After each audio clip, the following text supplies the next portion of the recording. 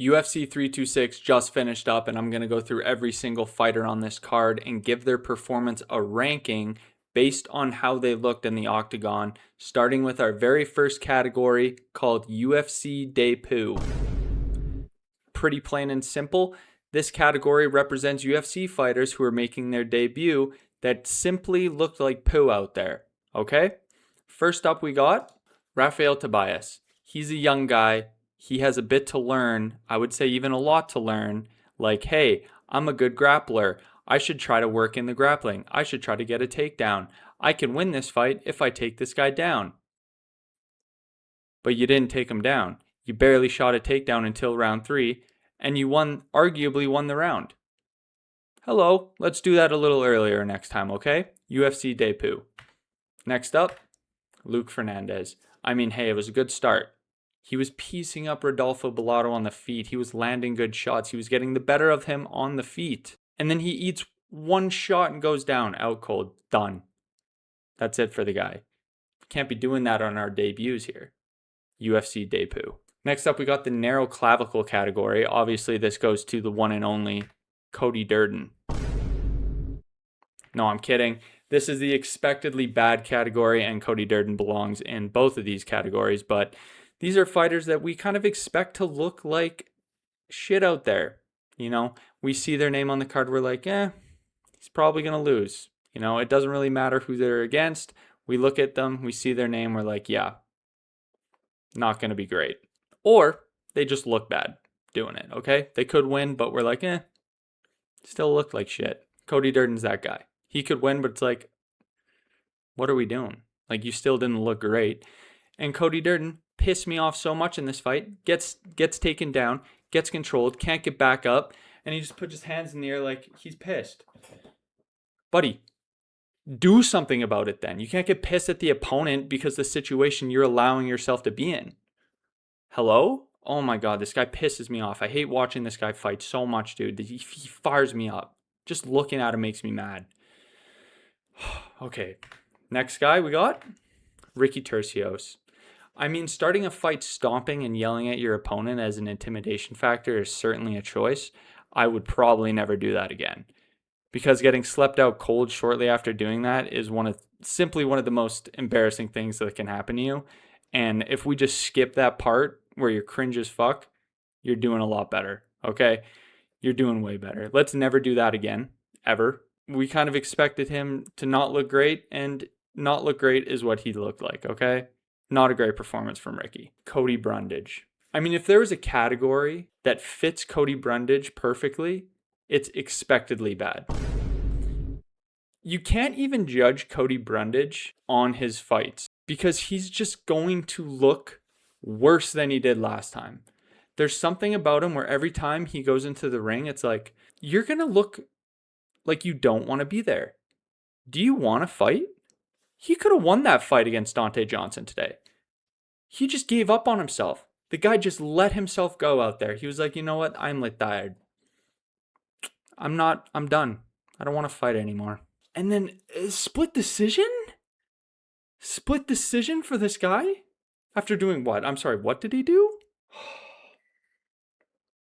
And I felt bad for him too. Like, he really looked defeated, man. Like, when his name got announced for the split decision, like, you could kind of see a glimmer of hope in his eyes, and it's like, oh, damn, I kind of hope it goes his way.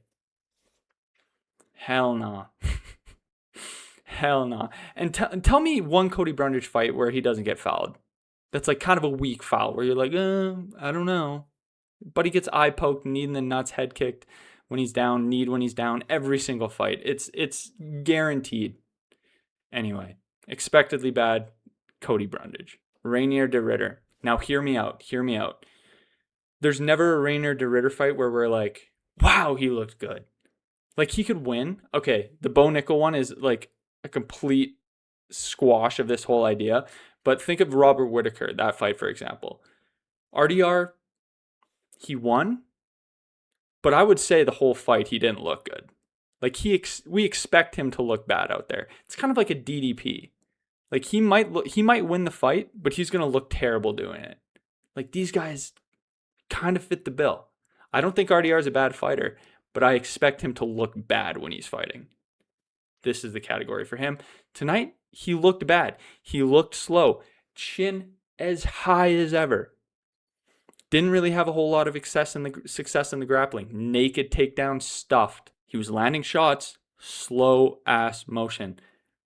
I don't know how he lands these shots, man. It looks like they're coming, like, it literally looks like that. And they still land. It blows my mind. But nonetheless, we expect RDR to look bad. Unexpectedly bad. Jesus Aguilar. Some could argue that he could look expectedly bad, but I chose him to win this fight because I thought he understood that his arms aren't fucking 15 feet long. I mean, have you ever seen a guy whip so many overhands and come up 6-7 feet short time and time again in one fight? Also, that hairdo, when I saw him come out with that little tag hanging off the back of his head, I knew my pick was over. I was like, well, that's a wash. How do you have confidence looking like that? Also, measure your arms, get it in your brain. You can't reach, okay? Get it in your fucking noggin. Ridiculous. Cody Garbrandt, poor ass performance. I expected him to look better. You know what I think shook him? Getting absolutely baseball bat kicked in the dome in the first round. Ever since then, hesitant. Didn't throw a strike. Barely worked the takedown. What happened to, this is the best camp I've ever had. I'm going to work the wrestling. Brother, non-existent wrestling. Non-existent. Leave that in the camp, I guess. Let's not bring it to the fucking octagon against Xiaolong, where you had an opportunity to work the grappling, take him down. Hello? Where's the game plan, bro? Gone. Get a couple more face tattoos. Maybe they'll sink in next time. Ridiculous. Bruno Ferreira. I mean, maybe next time don't go southpaw. Maybe next time don't go southpaw. Because you got rocked bad. Bad. Out cold. Also, what does Gregory Rodriguez have against Jack Hermanson?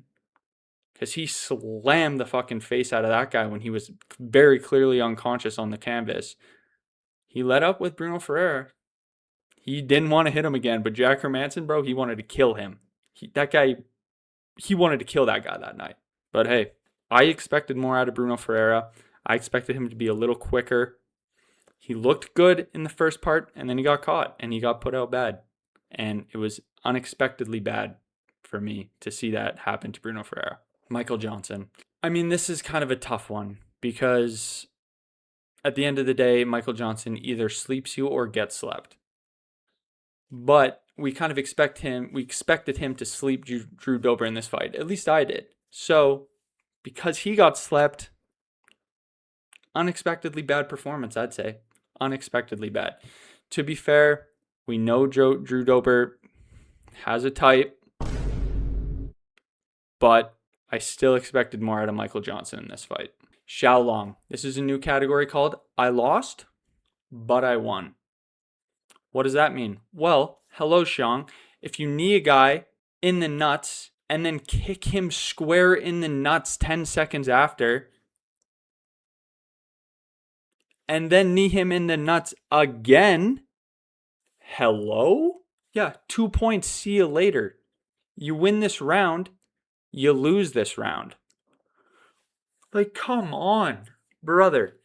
Relax. And then they just sprint at each other and fucking smack in like some high school playground fight. Like, this was an absolute ridiculous fight. I've never seen anything like this in my life. I wish this fight upon nobody. I hope it never gets released anywhere else except Paramount Plus's fucking drive of UFC fights, because this was probably one of the weakest, most poor performance fights out of both these fighters that I've ever seen. Cody Garbrandt and Xiaolong, that is. What the fuck are we doing? What the fuck are we doing? How do you commit 2 fouls, 3 nut shots in 1 round? Hello? It actually pisses me off. Okay, anyway, I got that right. I got that pick right because of it, so I'll take that. Boys. Okay, these are the guys who... I've fallen, and I can't get up. I have fallen and I can't get up. Rob Font. Yeah, this guy can't get up. You take this guy down, he's not getting up. Also, maybe stop going for omoplatas. You're not getting them. It's kind of embarrassing that you keep trying to get it. It's not working at all. You just got ragdolled and held down by a 21-year-old. I mean, Cody Garbrandt with a torn tricep was one thing. I think this takes the cake. Terrible performance from Rob Font. Another guy who fall and can't get up? Wow. Did anyone expect Charles to absolutely dominate the way he did? Because I didn't. People are pissed saying like, this is not a BMF fight. This is not a BMF fight. I mean, that's fair. That's fair. People are saying BMF fight should only be a striker's battle. Just get rid of this fucking belt, dude. It's such a shit belt. It's so stupid. It doesn't belong in the sport. It was made for some fabricated beef over Jorge Masvidal and Nate Diaz. I don't know why they've kept this shit going. It's just to fill pay-per-view cards when they have no one to fight for the real titles. It's some bullshit. It needs to be removed. It's a dumb title. Max shouldn't even have it. He lost to Ilya. It makes absolutely no sense. There's no continuous order of this belt. It's literally just nonsense. It's a placeholder for pay-per-view fights. Fuck this belt. Fuck that. I hate all of it. Get rid of it. Anyway, Max, you got to learn to get to your feet, brother, or put on some pounds because you got manhandled in there by Oliveira and you just had nothing for him. This is the literal wet blanket award. Can you guess who this goes to? Yes, Chihuihui's Raul Rosas Jr. because he takes you down and he just holds you there. No submission attempts, no ground and pound, no elbows on the top. Nothing. Just lie down. Here we go. Let's cuddle. Joke. He won. Terrible performance. I'll never watch that fight again. Second category. A little play on words from the last wet blanket category. This is wet blanket with a black belt and elbows. Charles Oliveira. Of course it is, because he takes you down and he actually tries to finish you. He tries to find submissions. He works himself on the ground to land big elbows, land punches. That's what you do on the ground. Yes, it wasn't the most entertaining ground and pound. It's not Armin Saryukian levels of insane scrambles and insane beat the fuck out of you while you're on the ground. But at least he was doing something. Way better and more entertaining to watch than Raul Rosas Jr. Raul Rosas Jr. needs to go to BJJ. Get him out of MMA. Get him out of here. There's a BJJ championship in the UFC now. You go over there now, okay? We're done. We don't need you here anymore. Charles, great performance. I mean, what can you really say more than that? It was a great performance. He did really well. It's good to see him back on top winning. He's never going to be the lightweight champion again because no one's beating Ilya. How fucking good is Ilya Topuria?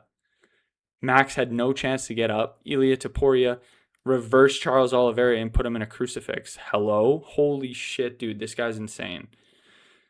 That's literally the only question I have coming out of this fight is how good is Ilya Topuria? Good win by Charles. Disappointing to watch just in terms of kind of expectations. I think we all expected a bit more of a banger, a bit more of Max being able to stay on his feet, but that's not Charles's fault, right? That's on Max not being able to get up, not being able to stay up. Tough to watch, but it is what it is. Now this category is... I can't let you get close. I can't let you get close. Speaks for itself. Thank you, Chael. Dier Nurgazai. I'm just going to keep you away from me, Rafael Tobias. I'm just going to keep you away. I have terrible takedown defense, so I'm not going to let you get close. I'm just going to piece you up on the outside. My left hand is there for you all day. Eat that shit. Eat that shit. Eat that shit. I win. See you later. Good performance by him. He gets it done. Next up, Sumudarji.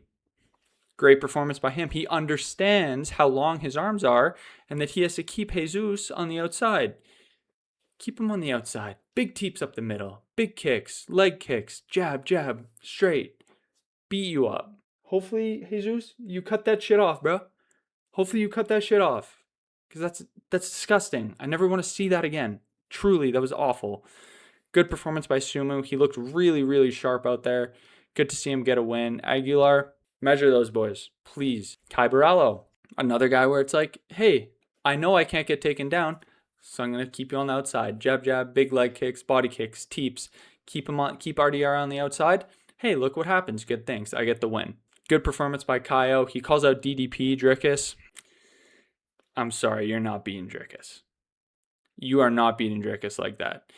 Dricus is RDR with athleticism. And he will be able to hit you harder, faster, quicker than RDR. And he can initiate his takedowns and his entries way more fast than what we just saw RDR try to perform. It's a good fight. I say they do it, but DDP is going to beat his ass. Good win, go next. Pretty plain and simple. It was a good win. We don't have to talk about it any more than that. Go to the next fight, please. Or go next because I don't really understand how you did here. You won, but I kind of need to see more out of you. So let's just go next. We'll reevaluate. Rodolfo Bellato. Good knockout, but you were getting pieced up on the feet. Go next. Niam Jargle, Tumen Demburl. Hey, you had good striking against Cody Durden. You were able to take him down. You had good scrambles. It was a good win. Go next. Dante Johnson. I mean, you were unable to finish Cody Brundage. But UFC debut, arguably UFC debut, but we move on. Good win. Go next. Drew Dober. Great performance by you. Beautiful knockout of Michael Johnson. Slept him cold. Good win. Go next. And lastly, we got the performances of the night. These are what I think were the best performances of the night. Some of these people, like Charles, unbelievable performance, but I felt he fit different categories, aka the category that I created him that exactly fit his performance. But these are, in my opinion, the performances that I was really happy to see, really happy to watch, and that I felt were the best looking fighters on this card, on UFC 326. Gregory Rodriguez.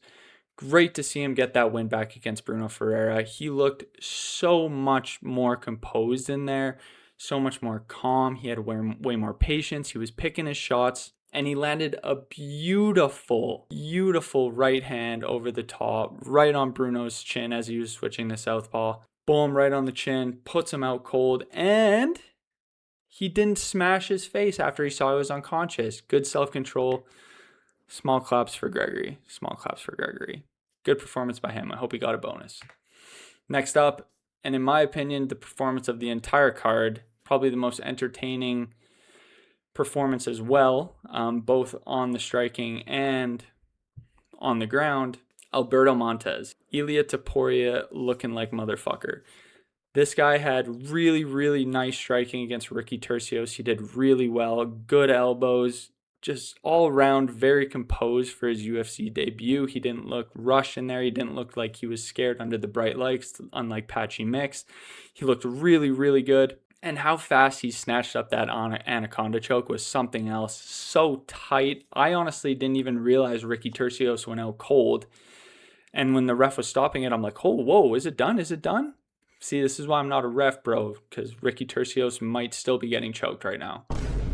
But anyway, that was a beautiful performance by Alberto. Great to see him get that win. I say let's get him in there again because he looked phenomenal, and I think he's actually a pretty good prospect. I think he has a lot of potential. There we go. He has a lot of potential to move up. I think this was featherweight, relatively open division, so he can move up relatively quickly. So good for him. And overall, man, UFC 326, it was a stinky ass card. This was a stinky ass card. Not a lot of entertaining fights other than the finishes. And even some of the finishes were just like, okay. So overall, man, I'm feeling a 3 out of 10. And yeah, that was UFC 326. Definitely disappointing. Yeah, thanks for watching, guys. If you enjoyed, please like, comment, subscribe. And that's it.